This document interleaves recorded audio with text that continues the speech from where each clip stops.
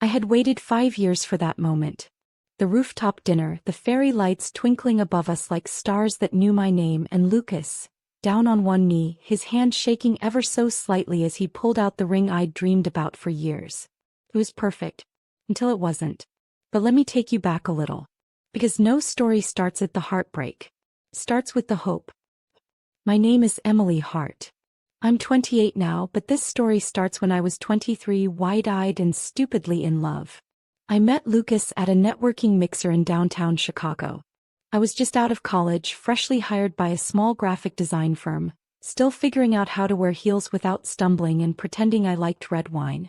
Lucas stood out immediately, tall, confident, and just enough older to feel like he had his life together. He was already a financial analyst at a big firm, and he had that whole Wall Street charm wrapped up in a Midwestern smile. The kind that makes you believe he's not like the rest. He introduced himself with a firm handshake and a cheeky joke about how networking events felt like awkward dating apps in real life. I laughed. I remember that clearly. Because it was the last time I laughed that innocently with him. We started dating soon after. The first year was magical. Movie nights and weekend brunches. Flowers on Tuesdays. A surprise trip to Denver for my birthday. He met my mom. He adored him. He even brought my favorite soup when I caught the flu. He checked every box. And so, when we moved in together 2 years later, everyone called it a perfect match. Except something kept nagging at me. We had been together 3 years. Then 4. Friends were getting engaged. Some were already having babies. Me. I was still waiting. Every anniversary I'd get dressed up, heart-pounding, wondering, is tonight the night? Every vacation I'd imagine a proposal by the beach or on a mountaintop, or even something low-key and sweet. But it never came. He'd say things like, let's not rush, or we're not like other couples, we're better than that. And I believed him. Because when you're in love and someone keeps feeding you just enough hope, you don't realize you're starving. You keep telling yourself, soon. He's just waiting for the right moment. And then, the moment came. Or so I thought. It was a Saturday night in early spring. The air was crisp but not cold. Lucas told me to wear something nice. He had reservations at a special place. I didn't question it. I wanted to believe. He picked me up in a black car with a driver, something he'd never done before.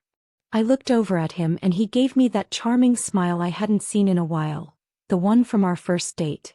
We arrived at a rooftop restaurant in downtown Chicago. It was stunning, glass walls, candlelit tables, a string quartet playing soft jazz. The skyline sparkled behind him like a movie set. We were seated near the edge. Our table had a view of the whole city. I was nervous. Giddy even. He held my hand across the table and told me how proud he was of me. How far we'd come. How he couldn't imagine his life without me. Then he stood up. And knelt down. There was. The box. The ring. The look in his eyes. I couldn't even hear the gasps from the nearby tables. My heart was pounding too loud. He said, Emily Hart, will you marry me? And just as I whispered, yes. Another voice, sharp and cracked with emotion, sliced through the moment. Are you seriously doing this, while I'm carrying your child? My head whipped around. A woman, probably in her late 20s, stood by the entrance. She wore a red coat, her hair in a messy bun, and one hand resting over her stomach. She looked furious, heartbroken, desperate. But most of all she looked at him. And when I followed her eyes I saw Lucas go pale. I looked back at her. I'm pregnant, she said louder now. With his baby. And in that moment, the rooftop disappeared. The candles flickered, the music screeched to a stop, and everyone went silent. I didn't cry. I didn't scream. I just stood there, frozen, with a diamond ring in my hand and a sick feeling rising in my chest. Because that wasn't just a ruined proposal. That was the moment everything I believed about love shattered. I don't remember walking out of that restaurant. I think I left my purse behind. Maybe even my coat. All I know is that the sound of people whispering followed me down the stairs. I didn't look back at Lucas. I didn't even say a word. My heels clicked against the marble like a countdown. Click, click, click. To a version of myself that would never be the same. The city lights blurred as I stepped onto the street. It was cold, but I didn't feel it. I hailed a cab like muscle memory. Sat in the back seat staring out the window, lips pressed so tightly together they started to ache. The cab driver asked, "Everything all right, miss?" I didn't answer. I didn't cry. Not that night. I think my body just shut down like it couldn't process what had happened. I wasn't just embarrassed, I was erased. I gave 5 years of my life to a man who didn't even hesitate to ruin me. To propose to me with her baby in her belly. In public. With photographers. With strangers clapping. With me standing there like some side character in my own story. I didn't go home. I couldn't. Home was his place. Our place. I went to my best friend Jess's apartment and rang the bell. It was nearly midnight. She opened the door, saw my face, and without asking a single question, pulled me into the tightest hug I've ever known. And then I cried. I cried so hard my ribs hurt. I sobbed into her hoodie for hours. I couldn't even speak at first. Just choked out breaths and muffled whimpers like some lost little girl. He held me through all of it. Eventually I told her everything. Every detail. The ring. The woman. The why. The betrayal. Jess didn't say, "I told you so," though I'm sure she saw red flags I ignored. She didn't offer clichés or force me to eat ice cream. He just said one thing. "You don't need him to become who you're meant to be. Let this be the fire that forges you." The next morning, I went back to Lucas's apartment while he was at work. I packed only what I absolutely needed. Clothes, my laptop, my work portfolio, and a tiny potted plant I'd named Olive. Everything else I left behind. The expensive perfume he gave me. Gone. The framed photos. Left face down. The ring. Still in its velvet box, resting on the kitchen counter next to a handwritten note that said nothing more than, "She deserves better than lies." I didn't wait for him to come home. I didn't give him the satisfaction of a scene. He texted. He called. He even showed up at Jess's apartment once, but she told him I wasn't there. And I wasn't. I was already disappearing, into something new. Something harder. Something stronger. The days that followed were a blur. I went through the motions, showering, freelancing, pretending to be okay. But inside I was a hurricane held together by mascara and sheer willpower. The woman he betrayed? I didn't even know her name yet. And I didn't want to. I didn't want to hate her. I didn't want to give her space in my chest that was already burning with betrayal. What I hated was the version of me who had waited so long for love that she accepted breadcrumbs and called it a feast. Weeks passed. Then a month. And then, just as I was beginning to breathe again, my body started to change. First I was nauseous. Then exhausted. Then late. Thought it was stress. I thought maybe heartbreak was rewriting my biology. But then, 2 pink lines on a plastic stick said otherwise. I sat on the bathroom floor, staring at them like they were written in another language. Pregnant. With his child. The man who proposed while another woman carried his secret. The man who humiliated me in front of a crowd. Now I was carrying his child too. I thought about every option. I sat on that decision for days, maybe weeks. I didn't want him back. I didn't want his money. I didn't want to tell him. But when I placed my hand over my belly, something shifted. This wasn't about him anymore. This was about me. And about the life growing inside me. A life that didn't ask for this mess, this chaos, this betrayal. I made a decision that day. I was going to be a mother.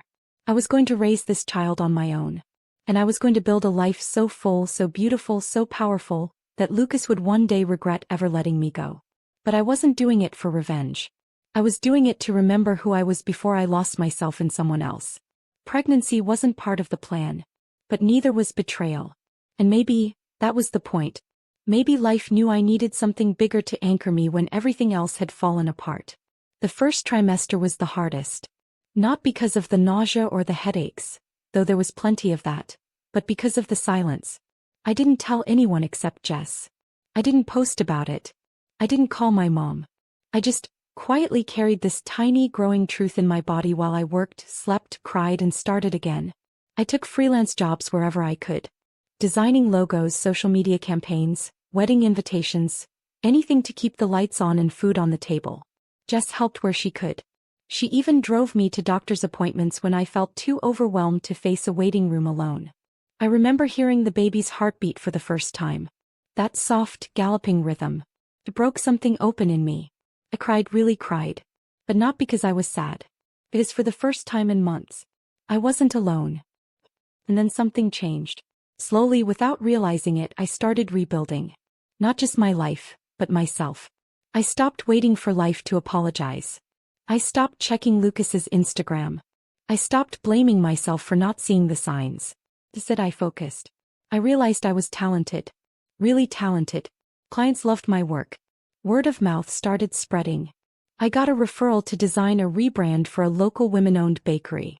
Then another for a boutique wellness brand.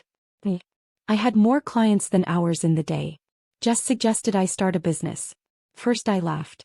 Who starts a business while pregnant and living in a one-bedroom? But she just raised an eyebrow. Who better? So I did it. From my kitchen table with swollen ankles and late-night cravings, I built Heartline Studio, a branding agency for women by a woman who had learned the hard way to never depend on anyone else for her success.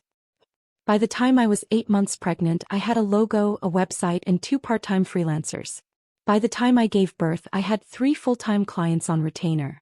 And when I held Maya in my arms for the first time, my daughter, my miracle, my anchor, I knew that nothing could ever break me again.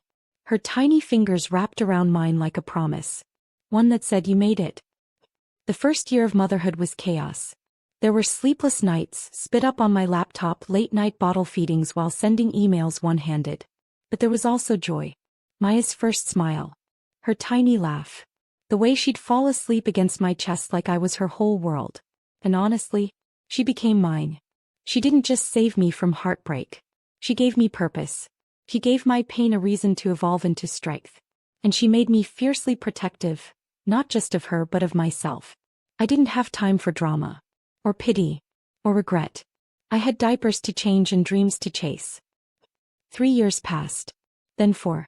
I moved us out of the studio apartment and into a cozy 2-bedroom condo on the edge of Lincoln Park. It wasn't huge, but it was mine. Paid for with my work, my time, my sweat. By year 5, Heartline Studio had grown into a team of 5 women, each of them survivors of their own storms.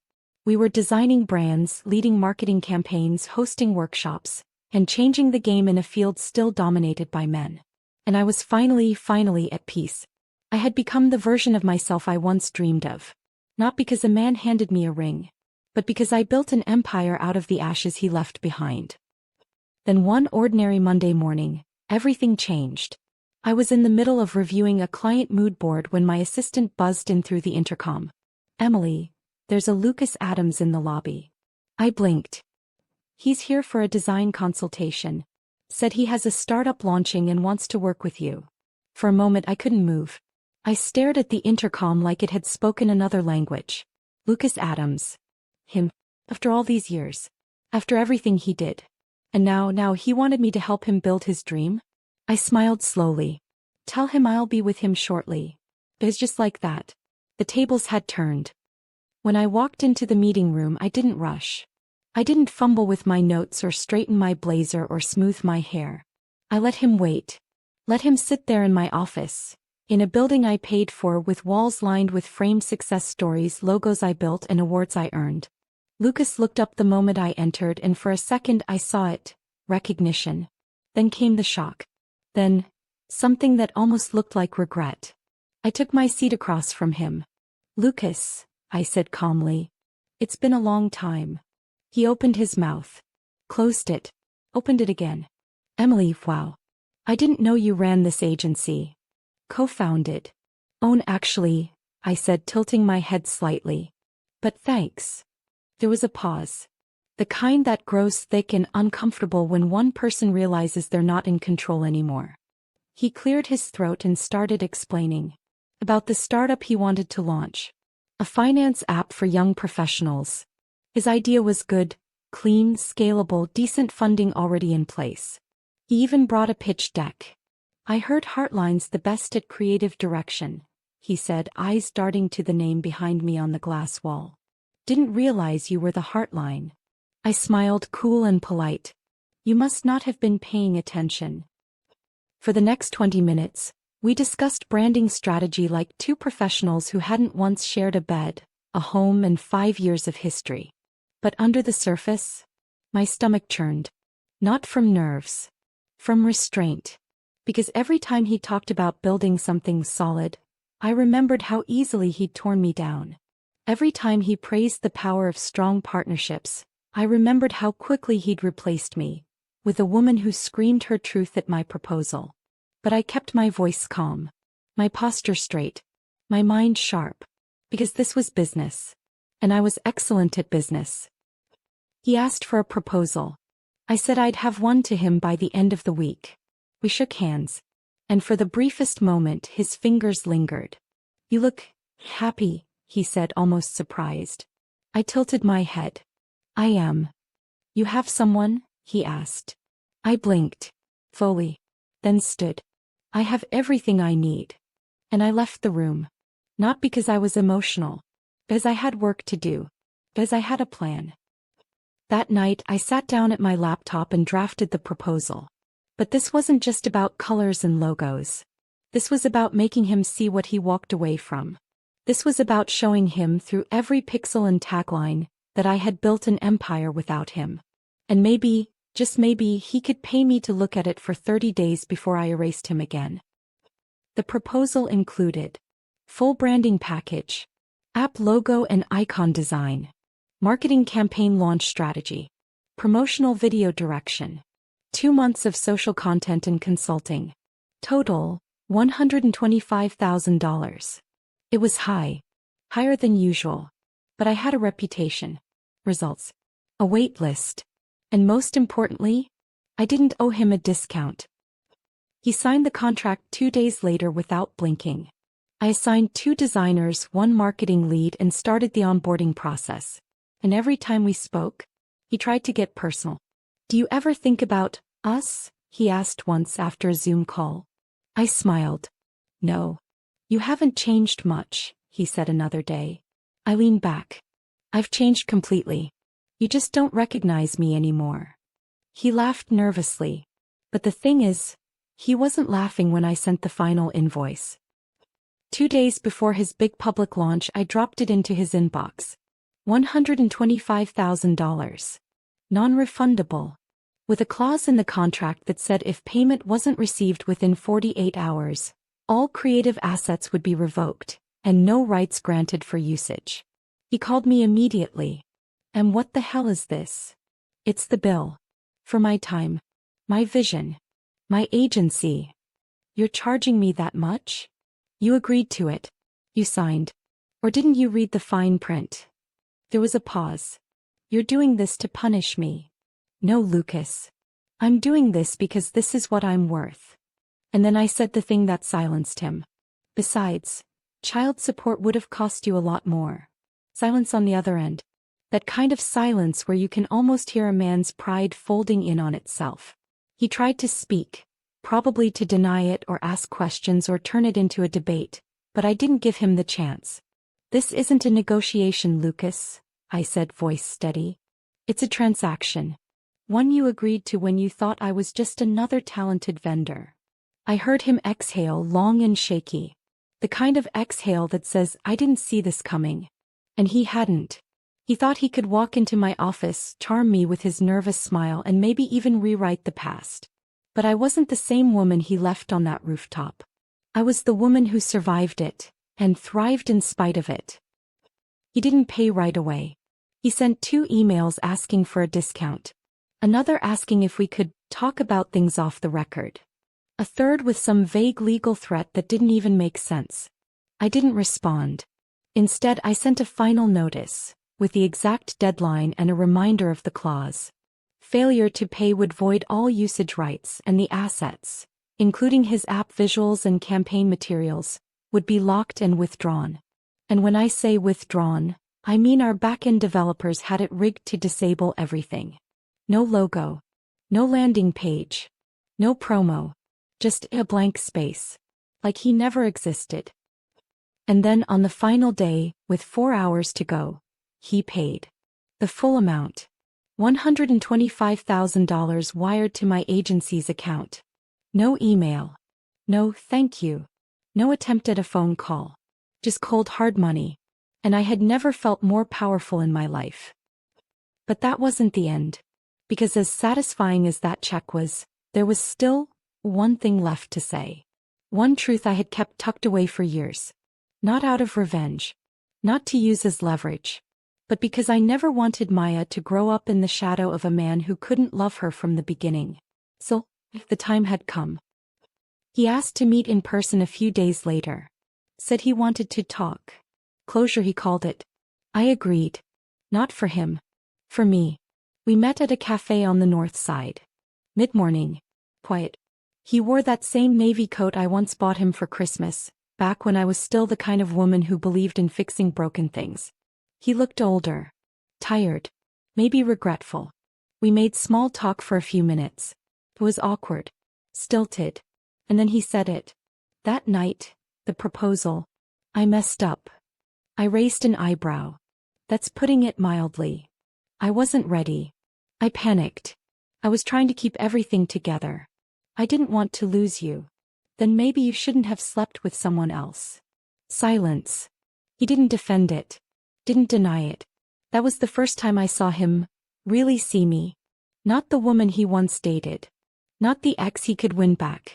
But the woman who built her empire in his absence.